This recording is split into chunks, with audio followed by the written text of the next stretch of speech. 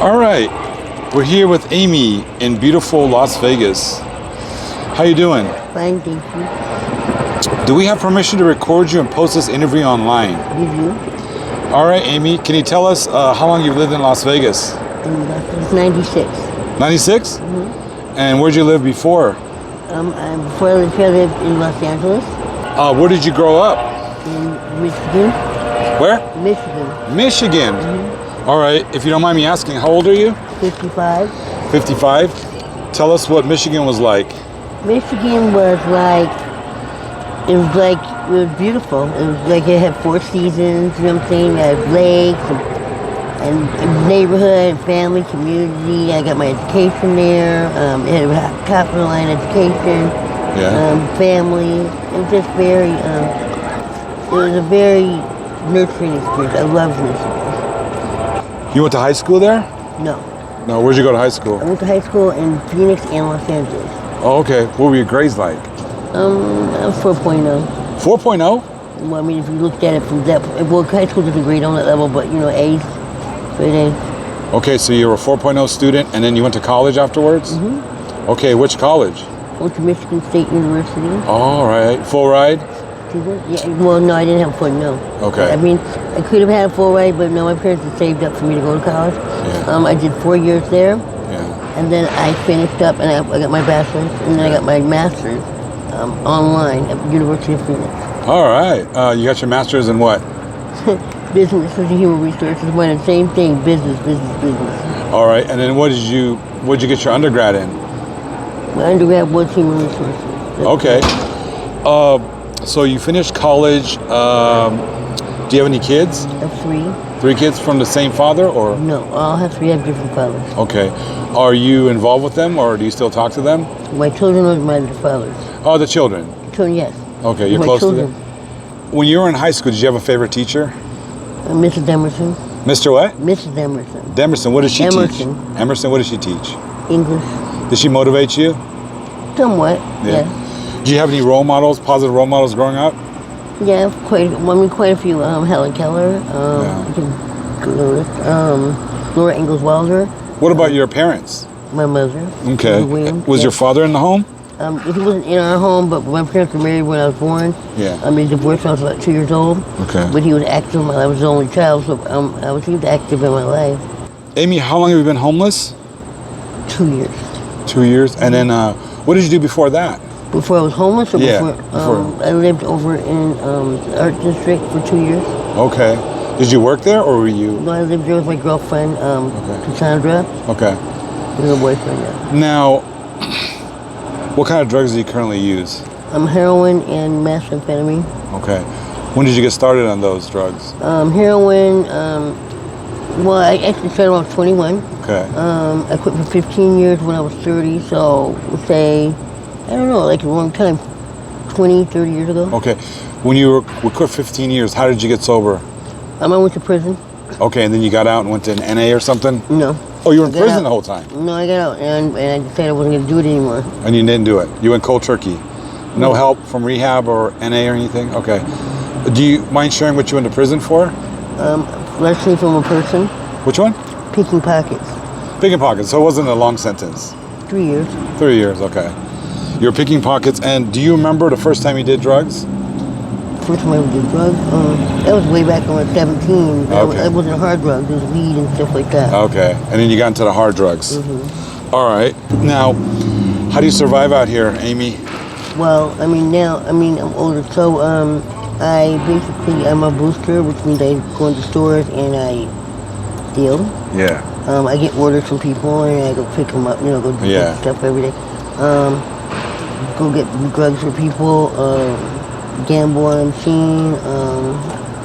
That's pretty much it. And then I broke my neck last year. Yeah. So I'm suing. I have a lawsuit pending, probably. It's pending, a lawyer. And also I'm up for disability, for SSI. Okay. Have you ever worked the streets? Yes. Okay. How long did you do that for? I was a prostitute from 14 until I was pretty old, 35. But you have to understand, there was breaks in between their education, in between their work, in between a lot of different things transpired, marriage and babies and everything. Okay. And hooking is it's the easy way to get money. You know what I'm saying? That's why you did it. Hook, easy way to get money. Yeah. Yeah. Was it something that you ever enjoyed, or was that a necessity? It was a necessity. No, I didn't Always do it. necessity. Okay. Did you work mostly in Vegas or in LA too? No, everywhere. Okay. LA, Miami. Miami. Yeah, Miami, Daytona, Vegas, Spokane, Washington, Portland, Oregon. Okay. What else? What years were you active? So I said from 14 to 35. I couldn't tell you. Just 14 years old to 35? right. I mean, off and on. Not like. All right. You were saying you were in Washington too? Mm-hmm. Do you remember? Washington State and Do you remember the Green River Killer? no, I don't. He was killing prostitutes back in the 80s, I think. I don't think you were doing it back then, No, right? it was the 90s. 90s. No, I didn't Okay. know about a Green River Killer. Yeah, infamous case. They caught him, but yeah. I like to ask that question, whoever is working in Washington. So you worked all over, and did you ever have a pimp working? Yeah. Can you describe the worst experience you've had with a pimp? Okay, yeah. I didn't come home one time. Yeah. I didn't come home one time one night, and I went out with a celebrity who Yeah. took me to his house. A celebrity? Ron Glass. Yeah, he used to play on Bernie Miller. What's his name? Ron Glass, the black guy on Bernie Miller. Ron Glass, yeah. Yep. We went to his house, and he paid me like $400. Yeah. And back when I was doing that, I was 80 something. Yeah. That was good money. You know what I'm saying? Yeah. And I didn't come home when I was supposed to. So when I did get home, I got beat in the leg with a pool stick. Oh. Until bone chips came out of my leg. Oh my God. So Ron Glass, huh? Way back in the day. Any other celebrity encounters? A few. You wouldn't remember it. The so-called James at 16, James at 15. This white boy that played the lead role on that. I forgot his name. On what show? James at 15 and James at 16. And then the Gap Band. I know the Gap Band. I still have one of their first records. You were with them? And Ike Turner. I went out with him. You were with Ike Turner? And then Ron Townsend, who's I know Ron Townsend. yeah, I went out with him. You were with these people? Yeah. Okay. Did they pay you well, treat you well? They treated me well. They didn't pay me well. I mean, paid like with Ike, it was all cocaine. How did you get in contact with those high-profile figures? Well, I mean, they just come like Washington Boulevard in LA and pick us up. And take us In out. LA? And they'll just pick you up, huh? What's the most you've ever received from a client? Received or took? Okay, let's go first to the receive. Received $4,000 for 2 nights. 4,000? Okay, now let's talk about the jacking. 30,000. 30,000? So you used to jack your clients. No, well, but like this guy, yeah, we got him, yeah. Okay, how did that go down? He was in town for whatever he was in town for. I think it was a high roller maybe. Yeah. And he was an idiot. He carried cash. Yeah. And with him, a lot of it. And he let people, women, he was trying to impress, let you know. Yeah. And then he gets sloppy drunk Yeah. and he fall out and go to sleep. Yeah. Wow. And I went out with him about a week. Yeah. Off and on, between that, and then I just did it. Took it. So you left that life a long time ago, yeah? Yes. So mainly you make your money now how? Through SSI and... Well, I don't get SSI yet. I've applied. I broke my neck last year, so I'm applied for it. I do have the work credits in. Yeah. I did my work time. I got 40 credits, and Yeah. now I could do boosting or like I said, take people to get dope or get dope for people. Okay. Do you feel like you've lost yourself in addiction? No, I don't think my addiction has anything to do with why I'm out here. Okay. Do you need the drugs to survive? No. No? How much do you spend a day? Maybe now, Yeah. about $30 maybe. 30 a day? Do you plan on getting clean maybe?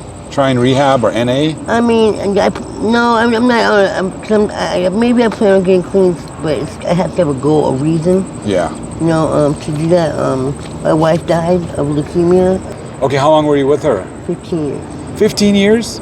Okay, and you were, and your wife died from leukemia, how long ago? November 2014. Oh, I'm so sorry. You didn't even talk about that at all. No. I'm sorry. And it sent me to a spiral. Spiraled out of control?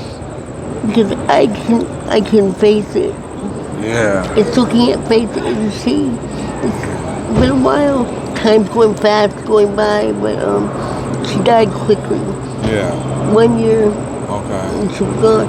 And so that's what did this. Oh, that's when you got heavy into the drugs? Well, that's when I took a leave of absence from my job. I quit claiming my house over to my parents. Yeah. I gave them my cars. I broke all my credit cards up and basically gave my daughter power of attorney. Yeah. And I split. Took an Uber and didn't come back. So do you have some kind of hope? Some. Yeah. Bit. Do you think you might want to get into a rehabilitation center? Do you know where that is? That. Yeah, Crossroads maybe. I mean, I think I might want to do that. I have to think about it some more, you know. But I think about it. Well, there's a young lady I was talking to earlier right now. I'm taking her to Crossroads hopefully tomorrow. I'll be in town for a week, so if you need me to take you or give a call or make a call for you or anything, let me know, okay? You're in town for how long? About a week this time. Where are you from? I live in California. You just come out here and... San Bernardino. I'm a truck driver. Oh, really? Yeah. But this time I'm on vacation. I'm just chilling. So you just go all around? Yeah, but I drive trucks to California, from California to Nevada to Arizona. Yeah. Hey, what interests you about doing the YouTube channel? What's that? What interests you about this? Well, I was a functioning alcoholic for about 20 years. I just lost myself in addiction. I didn't commit any crimes or anything like that, but I lost myself in addiction, and since that time I've got my life back, and I thought that I could do this to help people. I've been sober 8 years with AA and the help of my loving family, so I'm doing this to maybe motivate others to get into a recovery program, or hopefully if this continues to grow, I would like to have a community on my channel where we can help one another. And people have already helped some of my other clients. They've offered them housing, jobs, rides to places, to facilities. There's nurses, doctors on my channel that are offering support and love and all things like that. Basically why I do it. Well, that's a great thing to do. Thank you. It's a great something to pull you. I mean, you have to have something to reach for or somebody to help. Me, I have to have somebody to care for. Yeah. It's always been my way, you know what I mean? Yeah. If I have something to care for, I have a purpose. Yeah. And so, you know, there's things I want to do that I think I can do. Like, I want to do it's a nonprofit. Yeah. For transgenders living with HIV and AIDS. Okay. More or less, I don't know. I have a whole structure I had built up, but it's like gonna cost me like $1,500. Yeah. If I want to do it. Yeah. I've talked to the company already that does it. They're grant writers, and Yeah. they can get me certified and get me a nonprofit license. Also, they can get me a gaming license, believe it or not. Yeah. And that's big for a nonprofit. Anyways, if I could get enough of my old self back to muster up the strength to go ahead and do it, Yeah. that would be something for me. Okay. That would give me enough reason to get off the drugs and go on. And yeah. How do you feel about the solutions out there for the homeless population, like out here in Nevada? Do you think that more can be done? I think way more can be done. Uh-huh. Way more. They have figured out a way to rent out the spaces in the ghetto or the undesirable spaces and put these people in there and get their rent paid every month, right? Yeah. And then they're intermingling children, women with these drug addicts, and it's not the right mix. Yeah. You don't put shit, okay, on a $5,000 duvet. Yeah. You just don't. You know what I'm saying?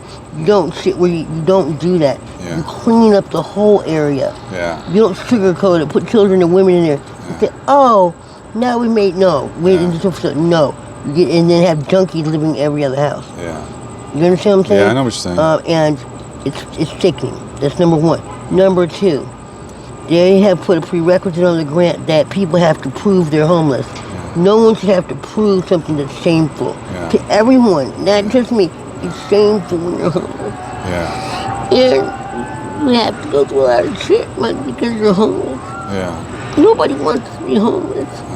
You want to belong to somebody and somewhere. And so, in my mind, I think that if someone comes to the program, like State to Help Us in Nevada, and says, I need a place to stay, they should automatically go give them a place. I don't give a fuck what their issue. Give them a place to stay, work out the kinks later. Yeah. That's all. You know, that would make people feel better. It's 120 degrees out right now, every day. And raining at night, monsoon. People are out here stuck in that weather. Yeah. How do you think that makes them feel? I mean, come on. So I think they were given a lot of money here in Nevada to put people in homes. I heard that about those monsoons. Yeah, it was bad. This week has been 3. So what I think they should do, and there's a lot of properties that also that could be utilized for the homeless. Yeah. Okay? They don't have to look like ghetto. You know, a lot of homeless people have to live well. You can put them in Summerlin.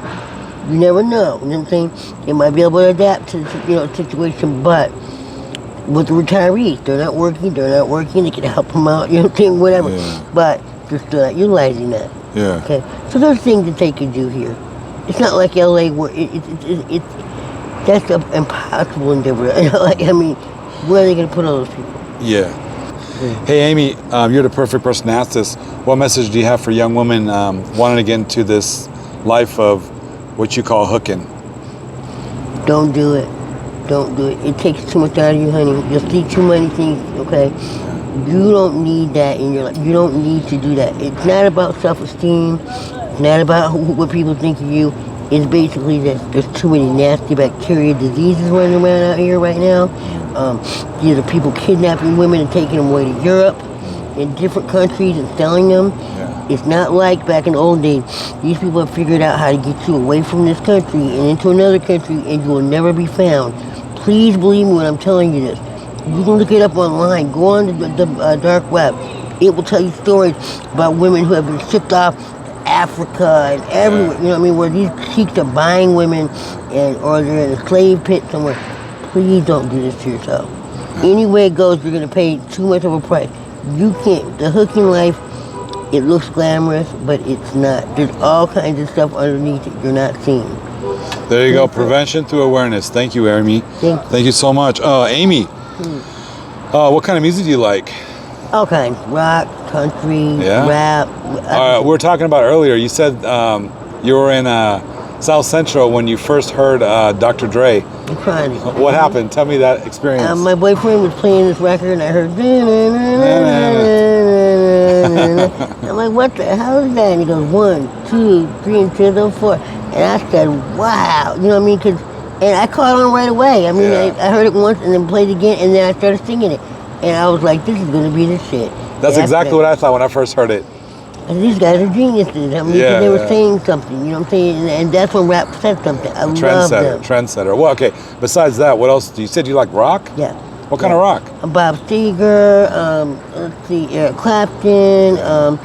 I like, my favorite song is In the Air Tonight by Phil Collins. It's my favorite drum solo. You ever seen that one where Mike Tyson sings it? And he punches someone out in that movie? He does it? Yeah. Oh, no. Was it Hangover? Hangover? Yeah. I didn't know he sang it now. Yeah. Yeah, but that's one of my Okay. Are you a country? Yes, I do. Okay. Randy Travis, let's see, the Dixie Chicks. Yeah, okay. I love the Dixie Chicks. They're my girls. Do you have any talents? Do you sing or are you an artist or anything? My talent, I have no talent whatsoever. I'm pretty much just smart. Yeah. All right, Amy, you're a sweet lady. Very articulate and very smart. What would you like to see yourself in 5 years? Running a program, running a nonprofit, probably. Okay. You do great. You do great. We're going to talk about this after the interview. I have some contacts for you, okay? Okay. And then maybe we can get you to go to Crossroads, hopefully. What's your most cherished memory as a child? My mom singing Brown Eyed Girl to me. Singing which one? Brown Eyed Girl. It's sung by Van Morrison. It's called Brown Eyed Girl. And my mom danced around and sing it to me. Is your folks still alive? Yes. Where do they live? My mom lives in Phoenix and my dad lives in Kalamazoo. Do you talk to them? No? I talked to my dad the other day, but not really, you know. I can't talk to him when I'm not doing the right thing. When you get cleaned up, can you call them? Yeah. And your mom too? I can call them while I'm dirty, they don't care. So when you get cleaned up, you can repatch everything? Yeah, I can go home right now. So I'm not really home. I'm just rephrase this. Yeah. I'm not really homeless. I could go home. Yeah. I'm homeless in my heart. So Yeah. that's what it is. I can go home anytime I want. Amy, do you have social media or Facebook or anything that some of our subscribers can contact you or an email to help you out with maybe donations or? Well, my email is williamsfisheramy@gmail.com. Can you spell that? WILLIAMSFISHERAMY@gmail.com. Okay. What's the best thing about your life right now? That's my family out here, my people. They take care of you, they protect you? Mm-hmm. I already asked you this, but Amy, in a perfect world, if you had an exit plan, what would it be? How would you get out of this game? I would actually go check myself in the crossroads. Okay. Checking the crossroads at 6 a.m. Be at the front door. Yeah. And then I would detox, get myself together in that way. Yeah. And then I would begin getting the programs together, putting in for my SSI, making sure that I go to my doctor's appointment, dealing with the legal aspect of my accident. Yeah. And that's how I would start. And then I would start addressing the situation as far as my living situation.